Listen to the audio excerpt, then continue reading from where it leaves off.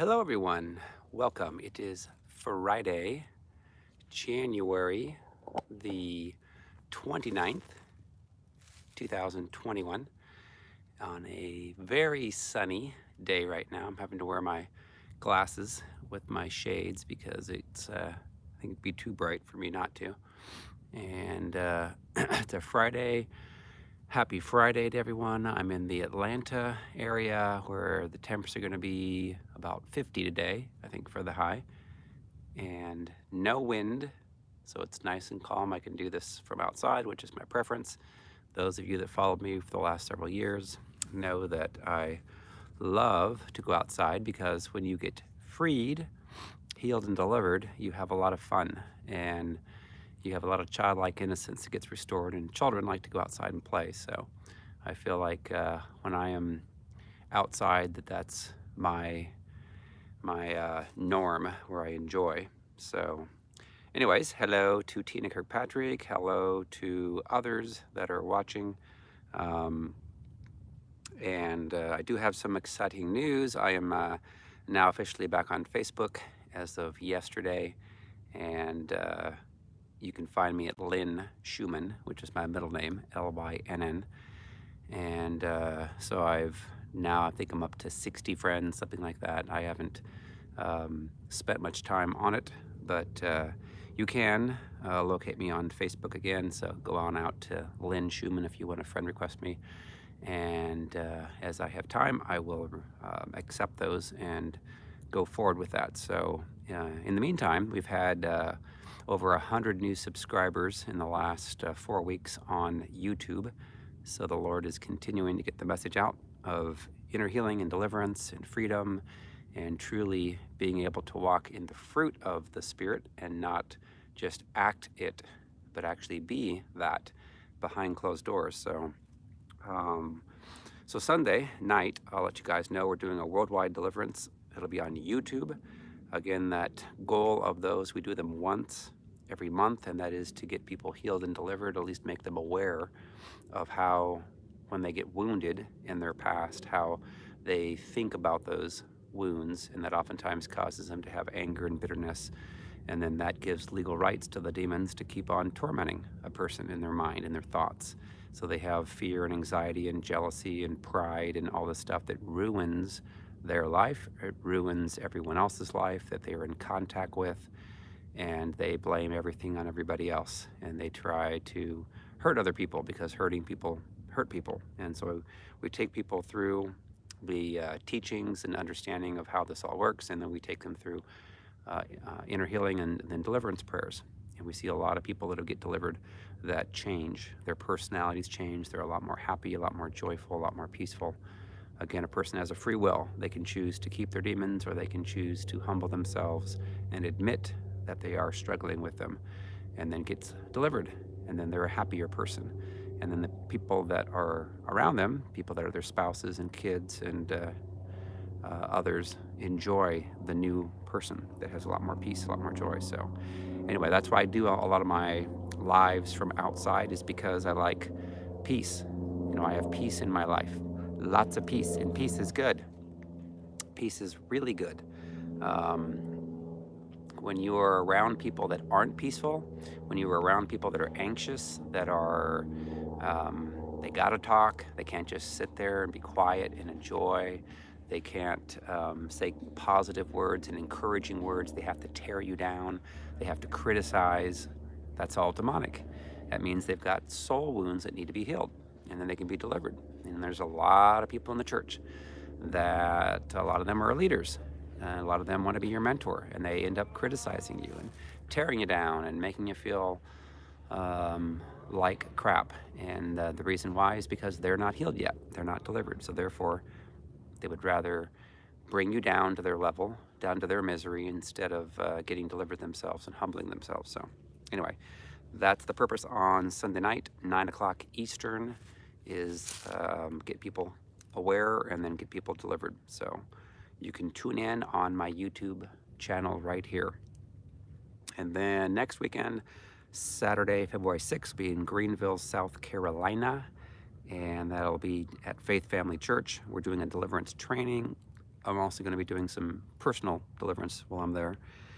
And actually, a lot of great things have been happening. I feel like there's a huge shift, a lot of breakthroughs here in the last, I don't know, let's see, since yesterday, late afternoon, just in my own life, that it seems that that happens oftentimes is you have, enemy warfare to endure, go through, and then once you have been stretched to the point to where the Lord says, okay, no more stretching needed. Now it's time to have some good things, some favor, some breakthroughs, some blessings, some things, surprises that are good.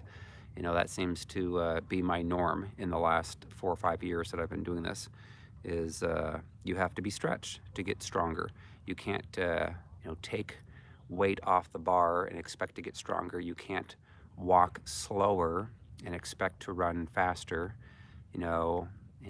It's the truth. If you're training, for a marathon, which I've done 5 marathons in my life, you're not going to complete it if you don't do something about it to train for it. If you don't have, there's a saying of no pain, no gain, and that's true.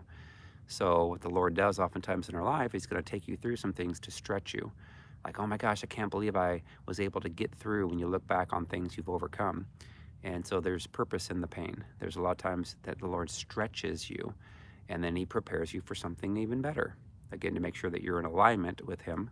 But that's what I've seen is the enemy tries to use people, especially those in quote unquote acting like they're godly and Christians and so forth, to try to attack other people. And there's people that attacked Paul. There's people that attacked Jesus, Pharisees and scribes that acted like they're Christians, and then they're not really. If you look at their fruit, they are very negative. They are very controlling and prideful and arrogant, and Jesus didn't like that. Jesus had righteous anger. So anyway, that's part of the deal in a Christian's life is you're going to have to overcome some spiritual warfare if you're going to make any impact whatsoever. When I was, prior to late 2008, before I was delivered, I went to church, prayed in tongues. I would share occasionally with people about the Lord, but it was not really my number one goal.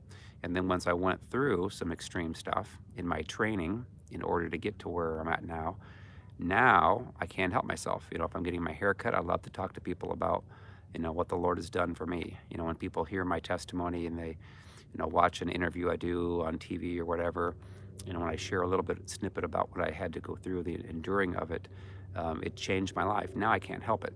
I want to help love on people, whether they're, and again, those who have been hurt the deepest are going to hurt people. They're going to, manipulate and lie. And so there's a lot of people that are not completely healed that are out there in ministries and in churches, and they're hurting people that are already been hurt. And the Lord's not pleased with that, obviously. He wants them to be healed and get them delivered. So anyways, topic of the day ties into that. When you impact darkness, expect enemy warfare. And the more that you impact for kingdom purposes, the more spiritual warfare that you will have to endure and go through.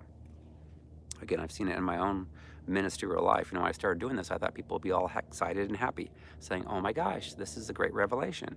Yes, we get wounded, we get demons, spirits of Jezebel cause people to control, manipulate, lie, be sexually perverse, driven to have sex, all the time and with people they're not married to and so forth, and how they struggle with pride and how it ruins their relationships.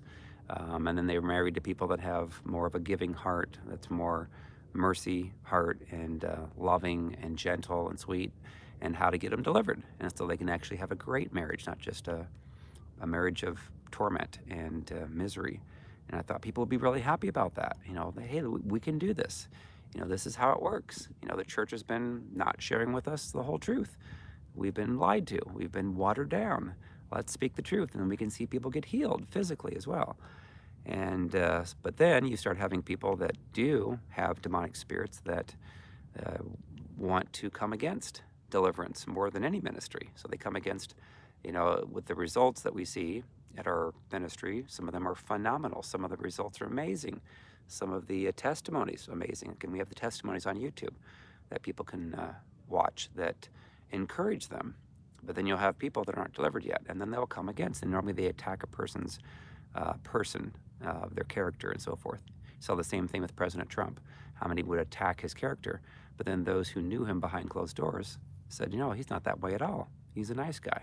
One of the people I interviewed, Gene Ho, came to Christ because of observing Trump behind closed doors. So anyway, we oftentimes are persuaded by other people who are operating in demonic spirits, and we listen to what they say, believing what they're saying is truth when it's not. And the goal of the enemy, of course, Satan, is to come against the Lord's people who are trying to do the Lord's work. And so it's not for the faint of heart. You've got to be strong in doing this. And the more impactful that you will be individually, the stronger attacks that you're going to have to endure. And before I did all this starting in 2009, actually, it didn't really start the ministry till 2015. But I had to go through some stuff in preparing for all of this that was pretty darn extreme compared to what I was used to in my life. I grew up, mom and dad that loved me, and I didn't have much spiritual warfare growing up. I thought that was the norm. But then when I got into a marriage, then at that point I started learning about some things that I didn't know, wasn't aware of. And then I had to go through some more things, with one of my children, and then the Lord set me up to get married to another wife that was extremely hurt. And then I had to take all this stuff from them, and then the Lord had me go through a separation. Didn't want to have to go through, but I had to in order to live, basically, because the demons in them were manifesting so strongly. I couldn't do anything had I stayed. I didn't want to, but I had to. It was getting to the point where it was life and death. So anyways, say all that because the more impactful that your ministry is, the more attacks you're going to have. So when I was prophesied in 2009 for the first time ever prophetically, they said that you're going to have a worldwide ministry. And I'm like, what? I don't want a worldwide ministry. I don't want any ministry. I just want to be mild-mannered Nelson Schumann and manage relationships for my internet banking company that I work for. And, make money, travel, go on vacations, and occasionally talk about the Lord. But I had no aspirations for doing ministry. And then more people kept prophesying, you're going to have a worldwide ministry. And then some of those people said, well, Nelson, with these words the Lord is sharing with us about what you're going to eventually become, you're going to have to go through a lot of warfare. And I'm like, really? Warfare? What is that? Why would I want to do that? That doesn't sound fun. I like to enjoy my life and to get along with people. And I don't want to have people that warfare. That doesn't sound fun. But it comes with the territory. If your goal in life is just to simply go to church and maybe look good to the local people, but not really do much, then you're not going to have much warfare. If your warfare is to become, a teacher at the church or a pastor, then you're going to have more warfare. And there's, you have to look at yourself in the mirror, make sure that you're inner healed, that you're delivered, because you could be hurting God's people. There's a lot of people that are out there that their assignment from the enemy is to act like they're godly and Christians, but their goal is to try to control people, especially those who have callings in their life that are beyond them, that are bigger than them. They're going to try everything they can. I remember this guy that acted like he was a very wealthy guy. He was in Indianapolis, and he drew in pastors. He drew in people in ministry with the promise of, hey, we're going to build this huge center. I'm going to hire people full time. Financial, not a concern. I have all these millions of dollars. And all this stuff was lies. And he went to a pretty extreme extent to waste my time. And I was like, my gosh, what's going on? Lord, why didn't you make me aware of this? This guy is a complete liar. And the Lord said, that's part of the deal. You have to learn about this. There's going to be more people coming to you in ministry that are going to try to waste your time, try to crash your ministry, and negatively impact it so that you cannot do what our calling is. And I'm like, really? Why would they do that? I'm trying to help people. He's like, well, because they've not been healed from their soul wounds yet. They've got demons, and they're going to manifest. I'm like, well, that's not cool. So you can imagine if your calling in life is to have an impact around the world, then you're going to have to go through things that are not fun, not pleasurable. So again, most people that just attend church don't do much damage to the enemy's camp, and so they receive little warfare from the enemy. And but the Lord knows; He sees what we do and our hearts. Ultimately, the ultimate reward is to, obviously, when we die, go to heaven and say, Lord says, "Well done, my good and faithful servant." But there could be a lot, that we end up barely making it into heaven, and the Lord's like, "You could have done a lot more. I wanted to bless you with more, but you had to be persecuted more. You had to suffer more." And most people are like, "Well, I don't want to do that." Well, of course you don't want to, but if the Lord wants you to, don't you want to be obedient to the Lord and do what the Lord wants? So again, it's up to each individual person. We see this too in couples, where a couple gets prophetic words that you guys together are going to have this great ministry. And then invariably, I see this over and over again, where one of the spouses rejects that, doesn't want to do it, and ultimately wants to come against their spouse from doing that calling, to shut them down, to stop them from doing it. Well, that's pretty severe warfare when you've got a spouse that you're supposed to be a partner with, but that person's not delivered. So therefore, the demons in them want to stop you from doing what your calling is. So then you have to make the decision: who am I going to serve? The demons in them or Jesus? That's what the Lord asked me. And I'm like, well, I got to serve you. I can't serve the demons in my spouse, even though I love them, but I know what they're doing is wrong. And so you have to obviously hear the Lord and press in. But Jesus came for division, not for unity. Jesus came because He wanted people to choose Him. And so if you have a person that you're having a relationship with, and that person rejects doing anything for the Lord and coming against your calling for the Lord, then you have to choose who you're going to serve: the demons in them or Jesus. So again, when you try to truly make a difference to help people come to Christ, then you're going to receive warfare. You're going to receive some persecution, and a lot of it could be friendly fire, which is not fun. When you do deliverance, I'll say this, there's different ministries out there. Obviously, there's callings to be pastors, evangelists, prophets, teachers. There's those that are, their only goal is to become a leader in their church. They want to look good in front of their church, and it may be based on pride. If that's the case, then the Lord needs them to get delivered. They need to humble themselves. But there's some people that only are going to focus on a smaller region, which would be just maybe their church. Then there could be some that have ministries that would work with people around their city, others around their state, others around multiple states, others around the country. Then there's those that are ministries that are around the world. And then some of them may be ministries where they're simply helping people, physically doing things for them, others where they're giving them prophetic words, others where they're praying for healing. And then there's those that do deliverance. Those that do deliverance, that's one of the biggest, the toughest, really. It is the toughest, I'd say, ministry that's out there, because there's a lot that will be targeted, say, evangelistic, to bring people in to start attending church. That's their goal, is to get people to make a commitment to Christ. But then the greater work, the more tougher work, is to get people delivered, truly saved, because there's a lot of people that are fake Christians that attend church, that act like they're godly and Christians, but then they control people, they manipulate people, they are negative to people, they criticize people. There's no love in them. They act like they've got love, but they don't. And they may target individuals too, that they try to become their best friends, and then they want to own them. They don't want them to have any time with anyone else that's healthy. So, but people that do deliverance, if that's your calling, a lot of people I know that follow our ministry say that, hey, that's what I am supposed to do. And we have, again, 150 people in 9 countries that are certified under Restored to Freedom. You can go out to restoredtofreedom.com, and you can see the RTF deliverance certification requirements, and then you can get certified, and then you can help people more to get set free and delivered.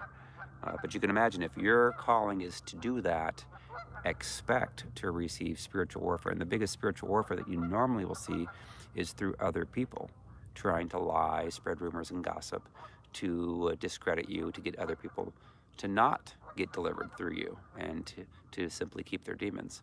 So that's the cost, and it may cost you everything. It cost me everything. I had to give up everything, have no retirement, have no house, just have a car and travel. And so it's a lonely road out there on the road when you're doing this by yourself. And so, yes, it's rare, but it's great when you can actually have a mate that does this with you, that has like mind and has gone through. I mean, again, I'll put it this way: if you've got a worldwide calling on your life to do something like such as deliverance, is you better, if you're going to be getting married to someone, you better find someone that has gone through some extreme stuff, because they won't know what hit them if they end up not knowing about this.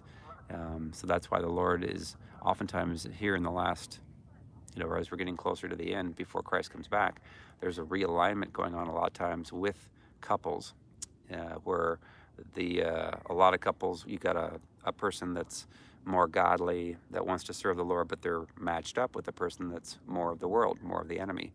And the enemy's goal within that person is to stop the one who has got a godly calling to do what they want to do. So we have seen a lot where the Lord gives them time to repent, and they can make the choice to either humble themselves and choose to get delivered, stay married, or reject the truth and blame and walk in pride. And then that can end in a divorce. And then the Lord wants to obviously realign the person that has the heart and the desire to do the Lord's work with someone else that is got the same heart, and not fall into the same trap. The goal of the enemy is to line up people that have demonic effects to target those who have a godly call in their lives. So again, whenever I've been persecuted by so-called Christians, what happens is that there is some pain for a few months, but then the Lord always increases his anointing and favor thereafter. I've seen it time and time again. The best thing to do, of course, when people are attacking is to do nothing. To do nothing on social media, to give them to the Lord. Because vengeance is mine, saith the Lord. And there's so many people that want to take, they're so mad and they're angry, and they want to, when they're the ones that are wrong. They're the ones in the wrong. So let me read what it says in Ephesians 6:10-20. It says, "Finally, my brethren, be strong in the Lord and in the power of his might. Put on the whole armor of God, that you may be able to stand against the wiles of the devil. For we do not wrestle against flesh and blood, but against principalities, against powers, against the rulers of the darkness of this age, against spiritual hosts of wickedness in the heavenly places. Therefore, take up the whole armor of God, that you may be able to withstand in the evil day. And having done all to stand, stand therefore, having girded your waist with truth, having put on the breastplate of righteousness, and having shod your feet with the preparation of the gospel of peace." How many people are walking in peace? It's a very strong barometer or indicator of the level of freedom and soul wounds that you've been healed from, is when you walk in peace, and when you're positive and you're not critical and you're walking humility. If you see a person that walks in pride, makes everything about them, wants to control you, manipulate you, that's not freedom. Speaks negative words, criticizing you. It's not Jesus. They need delivered. And those of us that have gone through inner healing and deliverance, we're going to have a lot of peace. You can't buy peace. Can't make up peace. It's really hard to fake peace, especially if you're hearing a lot of demonic thoughts. You're going to trigger. You're going to go off on people. So, all right, let me go on. Having shod your feet with the preparation of the gospel of peace. Above all, taking the shield of faith, with which you will be able to quench all the fiery darts of the wicked one. And take the helmet of salvation and the sword of the Spirit, which is the word of God. Praying always with all prayer and supplication in the Spirit. Being watchful to this end with all perseverance and supplication for all the saints, and for me, that utterance may be given to me, that I may open my mouth boldly to make known the mystery of the gospel, for which I am an ambassador in chains, that in it I may speak boldly as I ought to speak. Lord just spoke to me as I was reading that and said, very similar. When a person's bold, they speak the truth. When I go into a church, go into a corporate atmosphere, and there's people there that operate in the spirit of Jezebel. They're controlling, manipulative, lying, not peaceful, sexually impure, controlling their spouse, blaming everything on the spouse and the kids. When I speak the truth and I'm describing them, when they are resistant to admitting the truth, getting delivered, then they will be angry, just like the Pharisees. They were very livid and angry. They hated Jesus because what he was speaking was calling them out. He was speaking the truth. So like on Facebook, if you're bold and you speak the truth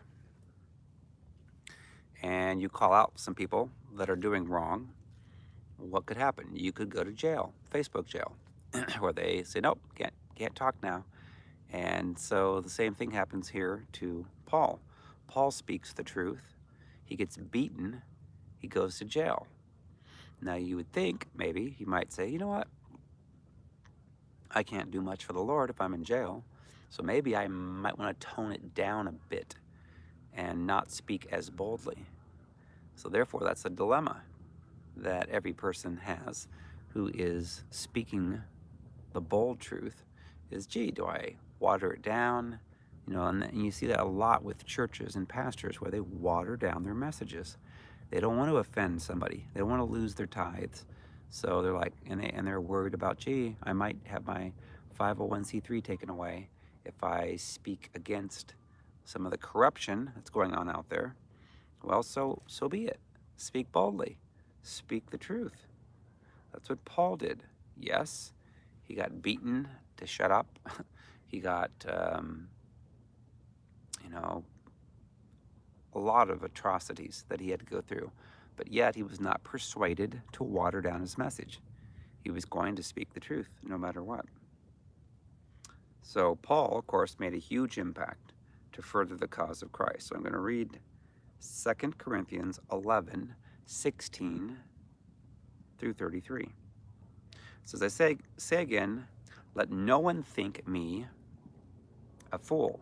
If otherwise, at least receive me as a fool, that I also may boast a little. What I speak not according to the Lord, but as it were, foolishly, in this confidence of boasting. Seeing that many boast according to the flesh, I also will boast.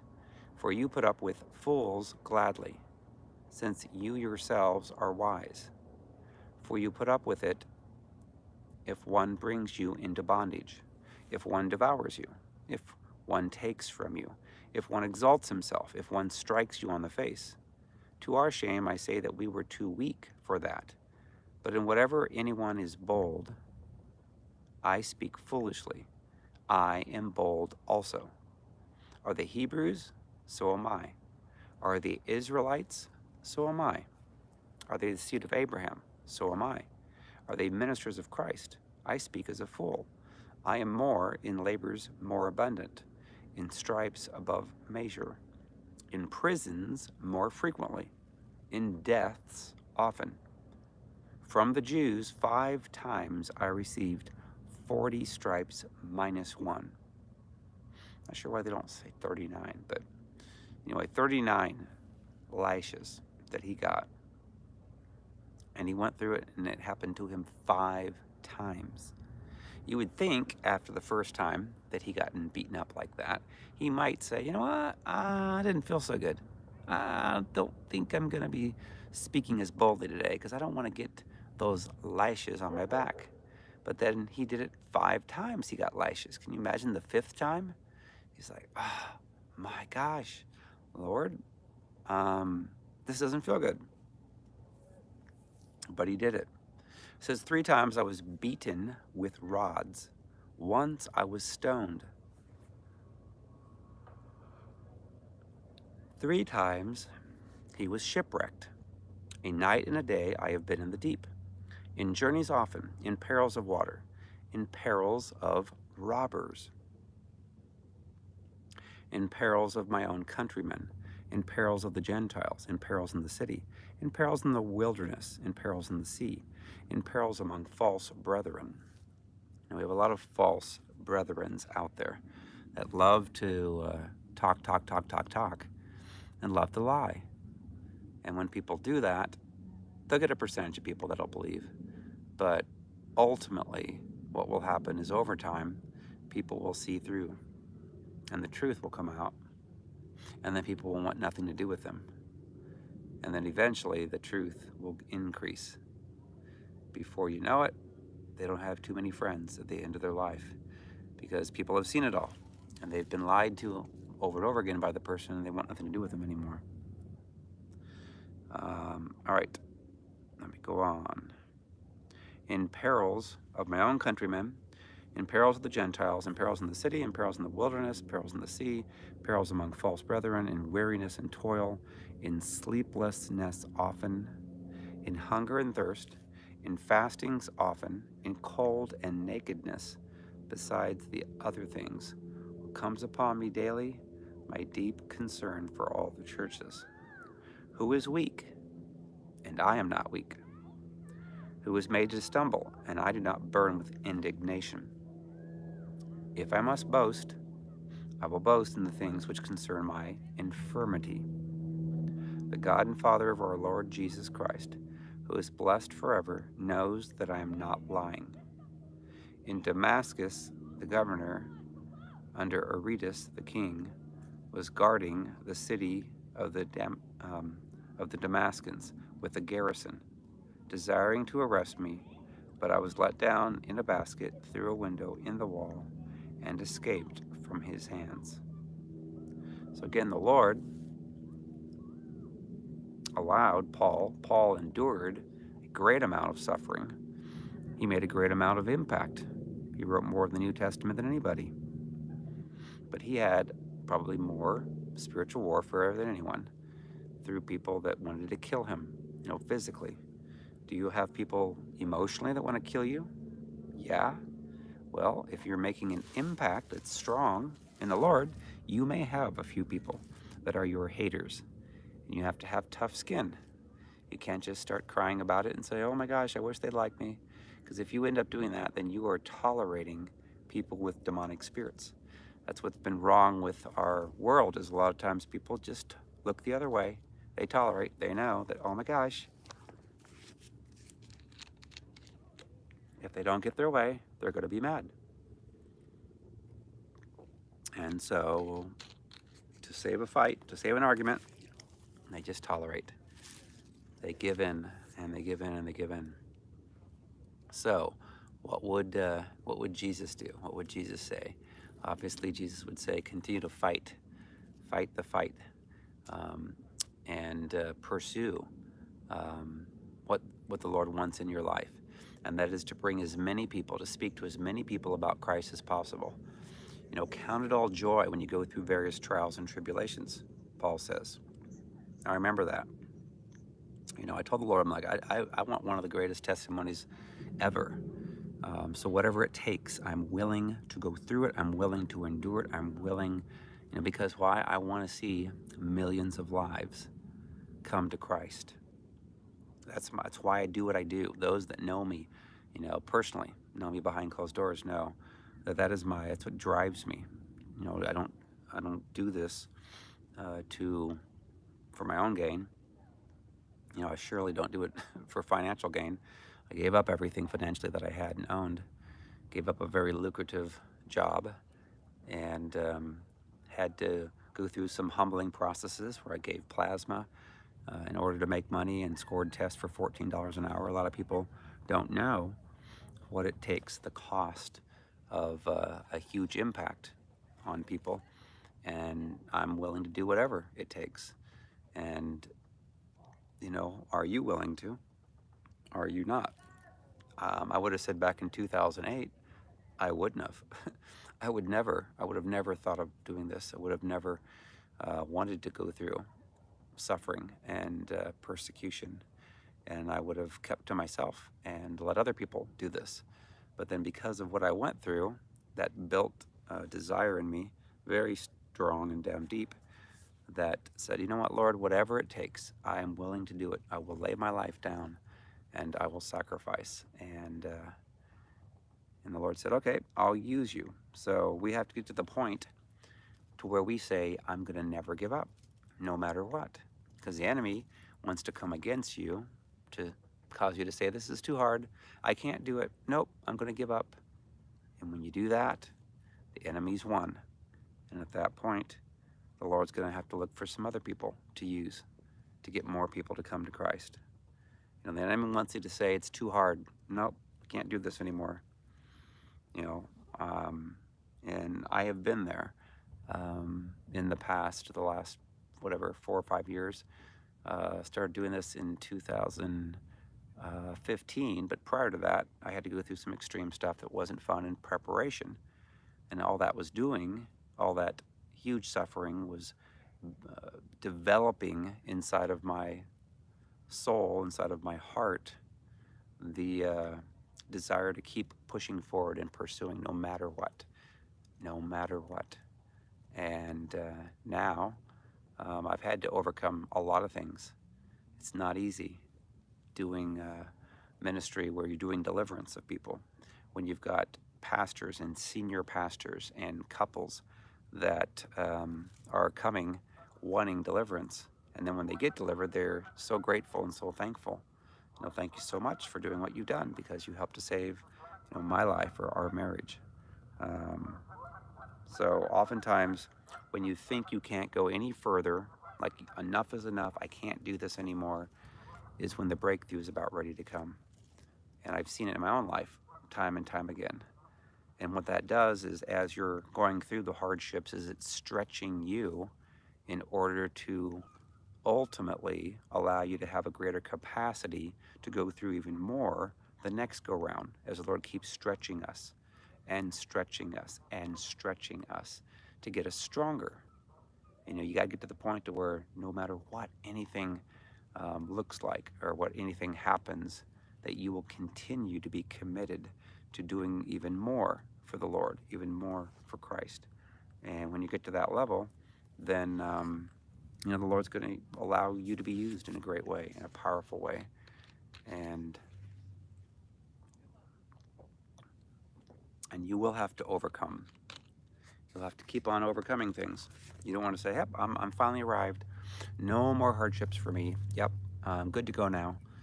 You know, that's not the Lord. The Lord wants us to keep it stretching us. You know, I'm not the same person I was a year ago, 2 years ago, 3 years ago, 4 years ago. You know, I'm stronger, way stronger than I was in 2015. I thought at that time, I'm like, oh my gosh, 2015, I was like, wow, I've gone through so much. I can't imagine, you know, going through more. And then yet, you go through more, as long as you don't give up. And again, those that operate in demonic spirits like to lie and manipulate and come against the good people. And their goal is to get as many people to listen to them so that they can gossip. Anyone that gossips, that's not of the Lord. None of that is. So don't be on the willing recipient of that. Tell the person, why are you telling me this? And shut it down. Because those with demons love to gossip.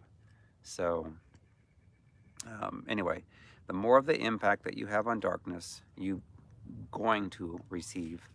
It's a matter of par for the course. You're going to receive spiritual warfare and use it. The way that I look at it is all the stuff that I had to go through. You know, the main pain points were from probably 2005 to 2015. So for about 10 years, had to go through some real extreme stuff. And I look back at that and say, you know what? Because I overcame that, I can overcome even more. Or that, you know, that prepared me for the things in the past, for the things in the future.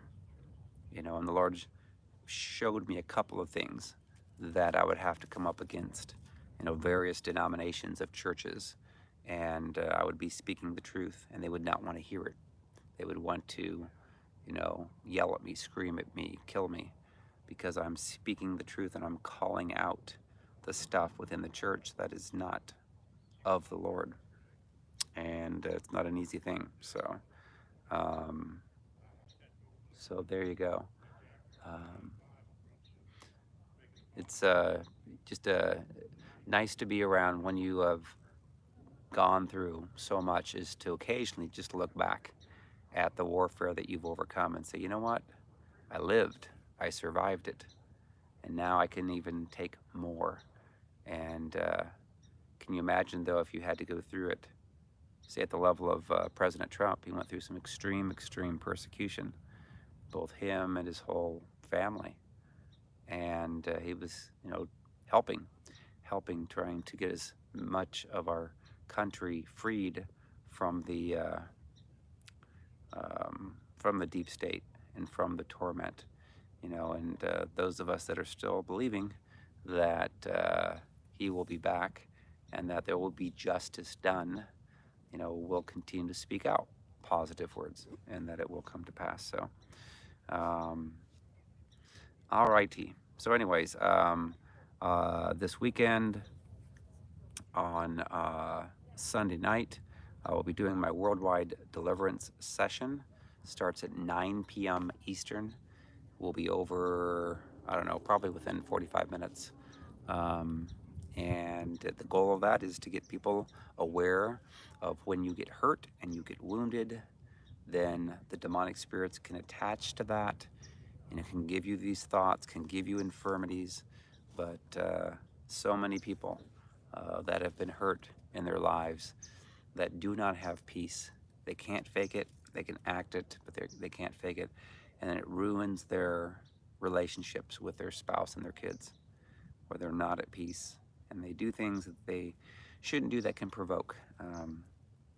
And so that's what we do. What we do at Restored to Freedom is most all of us that are a part of the team, well, I'd say all of us, we've gone through our fair share of extreme stuff, and we have a desire to help people get freed, and that's a good thing. So, yay. Alrighty. Well, again, back on Facebook, you can go to Lynn Schumann. That's my middle name, Lynn, and you can join. I'm not sure ultimately know where that's headed, because I know there's a lot of people that have migrated off of Facebook, but I just sensed that I was supposed to get back on, and we'll see where that might lead. It's an interesting time that we live in this world, and uncertain times. If you think about it, a year ago at this time compared to now, how different the world has become. It's just amazing. Just amazing to watch. Never would have thought it would have happened that quickly. So anyway, speak life and be positive and encourage people. And again, understanding that people that are not healed are going to manifest. They are going to say things that are going to hurt you. And it's all a part of our learning and our training and understanding. But don't ever give up. Continue to do what the Lord's calling is on you. We've all gone through individual things that have been painful, and then that ultimately can become your ministry. When I meet people who have been hurt deeply by their father or mother, I did not go through that, so I can't relate to that. But I can relate to, being abused by a spouse, and I understand it now at a very deep level. And so many people that get hurt, especially from a father or mother, don't understand it, and it really hurts deeply. They're like, why? Why are they treating me like this? Well, if you understand that hurting people hurt people, they were hurt, and they have not forgiven, most likely yet, then you can see it through the eyes of Christ. And it's a good thing to be aware of that, at least, what you're dealing with. So anyways, I will continue to give you guys an update on restoredtofreedom.com on my travels. I know a lot of people are reaching out saying, come here, come there, go there, go there.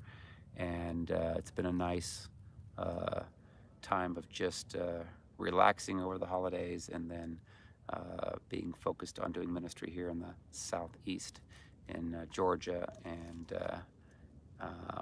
Alabama, and Charlotte, North Carolina, and Greenville, South Carolina. So, but we'll continue to add more as the year goes on, and you can again follow us on YouTube here, or you can go to Facebook at Lynn Schumann for right now. So, and or MeWe, and I will continue to keep you guys up to date and posted. Our website, restoredtofreedom.com. You can continue to follow us there and check out my calendar. And again, I'm doing private sessions for people. I do 3 or 4 a week, and we're seeing some tremendous victories with people that have been hurt in their past that have a lot more peace now, which is a great thing. So yeah, and if you guys want to reach out to me privately, you can do it on MeWe. You can do it on what is it? Telegram. There's been like a ton of people joining Telegram. You can do it on my website, restoredtofreedom.com. You can do it on my email at nelsons@restoredtofreedom.com. And where else can you do it? You can do it on Facebook again. Go out to Lynn Schumann, and you can send me a private message there. So, alrighty. Well, I'm going to let you guys go. I got a scheduled ministry appointment session that I'm going to be doing this afternoon. So anyway, speak life, be positive. God is doing great things, and understand that the more of the attacks, and again, understand this, there's people I know that are into witchcraft that would call those who are opposed to them, that are Christians, they would call them their enemies. So understand that just because a person labels a person an enemy doesn't mean that the enemy is an ungodly person. In many cases, the person is a godly person, and it's the person that's saying that needs to get right with Christ. So, alrighty, well, I will let you guys go. So, we will see you again on Monday, February the 1st. I can't wait. Excited, a new month for 2021. Alrighty, we'll see ya. Bye-bye.